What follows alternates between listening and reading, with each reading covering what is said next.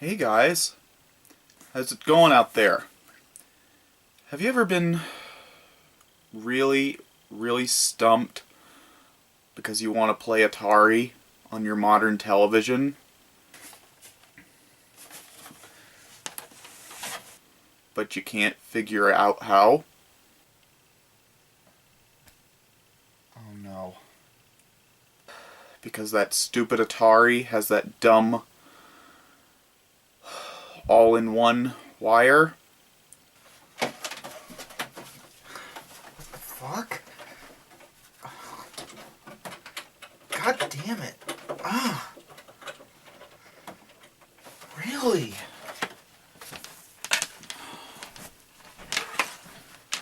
What a fucking cunt monster. And yet for a while there was a solution, the coaxial adapter, but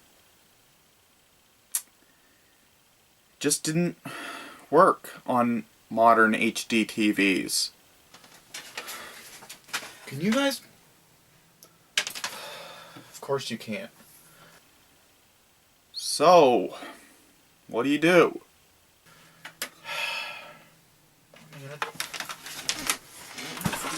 Damn it.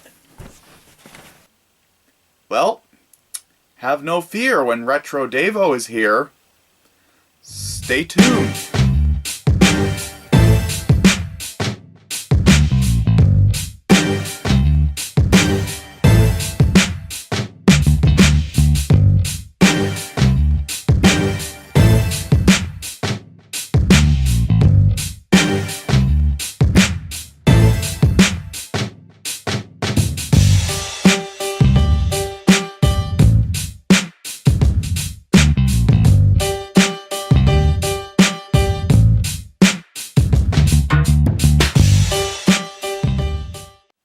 Welcome back.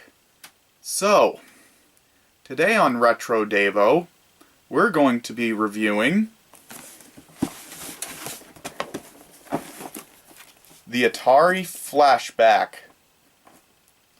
Now, this is a great system if you want to play some Atari, for a number of reasons. The one we're looking at is the Atari Flashback 3, but there's several models of this thing. They all look pretty much the same, though. Is that it comes with 60 Atari built-in games. Yikes. Yeah, it has a lot of classics on here.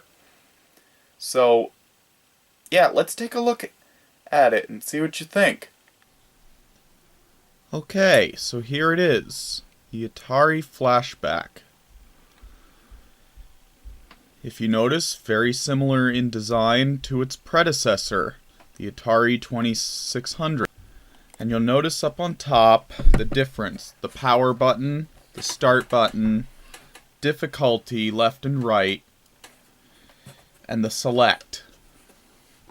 It's a little different on the older model.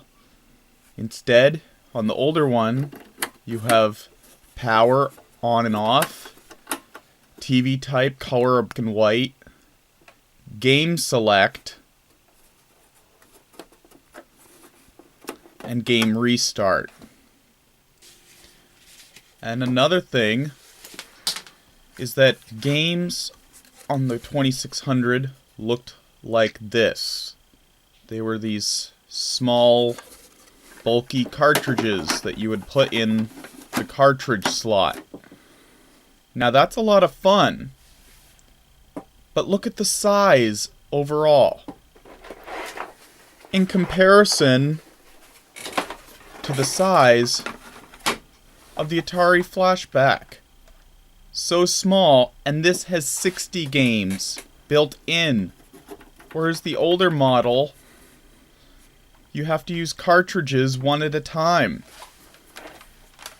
But that's not my gripe with this older Atari. The cord is. And the Flashback solved it by installing RCA. So let's look at how to put this thing to a modern television. Okay, so here's a game and TV switch box with video, left and right audio, and Super Video. And any serious gamer will have one of these. But as you can see, the problem is that you can't put in the video because then you don't have audio. Now, that's a real problem. And it sucks. However, the flashback, as I said, has RCA. I mean, yes, it's only mono, but I'll take it. And you just put it in the video and the corresponding white audio. God, I never liked the Atari's hookups.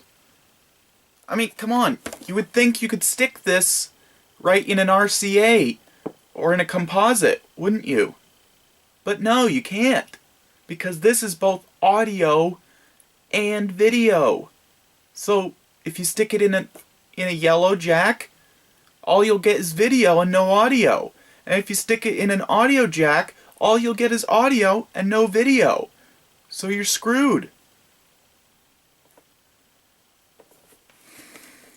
And yes, I know, for a while, they came up with this thing, which is a male coaxial, which is like what your cable is, screw into the coaxial, and then on the other end it's a female RCA. And it would solve that. But the problem is that that doesn't work on HD TVs. So the flashback is the better choice. If you want to play a real Atari, look into an older TV. Okay, so how about some gameplay? As you can see, the flashback is loaded with them. It has such classics as Centipede. Ah, love that logo. Now, the Atari 2600 is a very important gaming system in the history of gaming, because it was the first video game console that we really had. Because before that, we had home Pong consoles, but those I don't really consider to be video game consoles. They were kind of the predecessor to video game consoles, because they only played one game, which was Pong.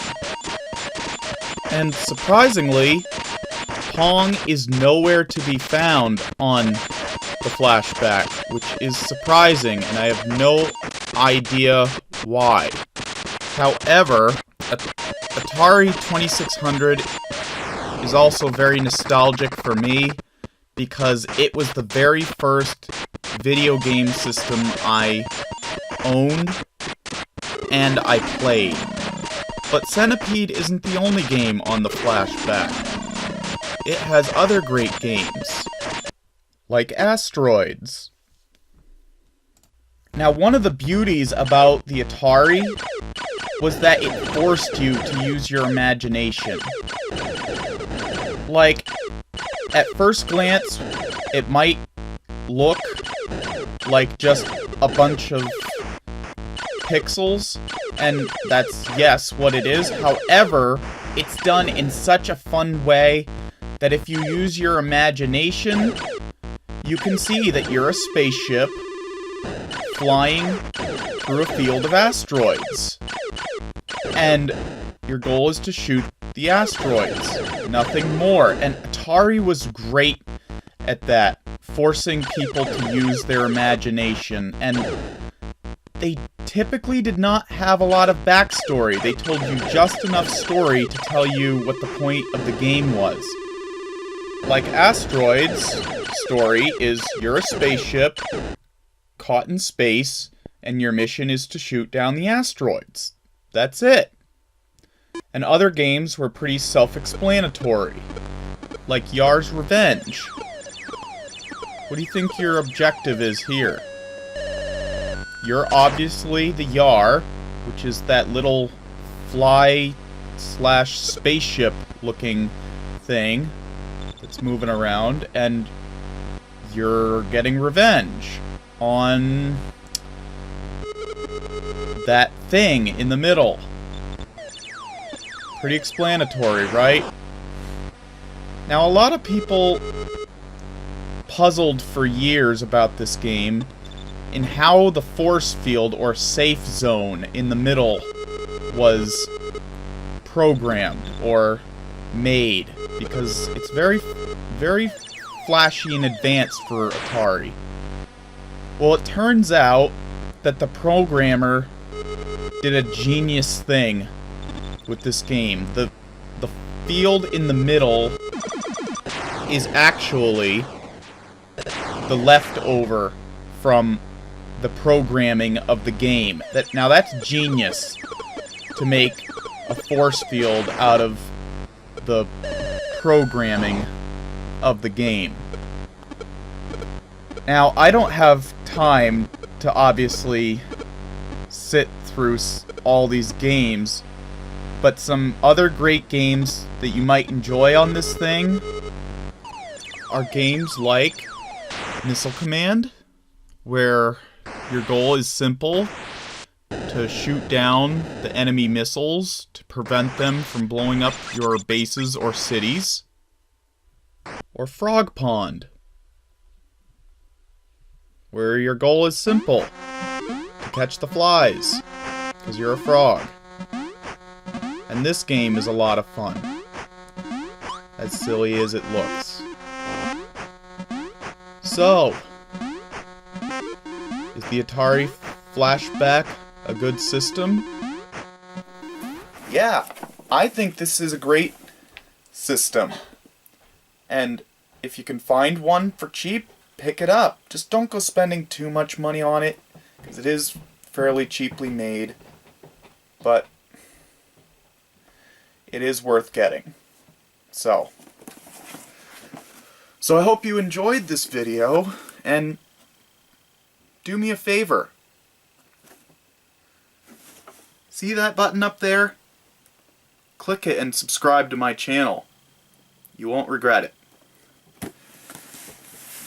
So, I'll see you next time.